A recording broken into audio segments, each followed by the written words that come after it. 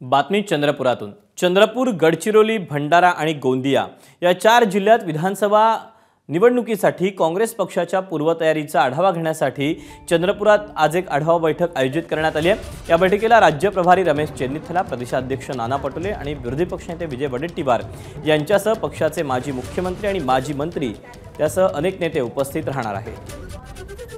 दरम्यान काँग्रेसकडून चंद्रपुरात बॅनरबाजी देखील करण्यात आली आहे। याचा आढावा घेतला आमच्या प्रतिनिधींनी। पाहूया। आगामी विधानसभा निवडणुकांच्या पार्श्वभूमीवर चंद्रपुरात आज काँग्रेस पक्षाची आढावा बैठक आयोजित करण्यात आलेली आहे।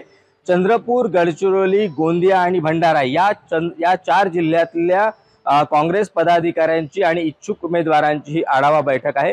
इथे थेट भाजप आणि काँग्रेस अशीच लढत होत आली आहे। आता जरी महाविकास आघाडीमध्ये 3 पक्ष असले तरी साहजिकच काँग्रेसचा हा प्रयत्न राहील की याच्यातल्या किमान 13 ते 14 जागा ज्या या 16 पैकी या आपल्याला मिळाव्या।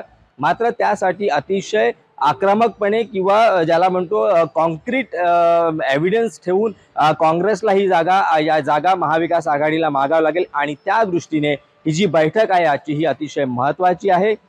या बैठकीसाठी जे प्रदेश प्रभारी आहेत रमेश चेन्नीथला हे स्वतः उपस्थित राहणार आहे। सोबतच नाना पटोले, विजय वडेट्टीवार, सतेज पाटील यासारखे जे सगळे दिग्गज नेते आहेत काँग्रेसचे त्या चंद्रपुरात दाखल होणार आहे आणि त्यामुळेच या बैठकीकडे कार्यकर्त्यांचं आणि राजकीय जे विश्लेषक आहे यांचं अतिशय बारकाईने लक्ष आहे। सारंग पांडे, एबीपी माझा, चंद्रपूर।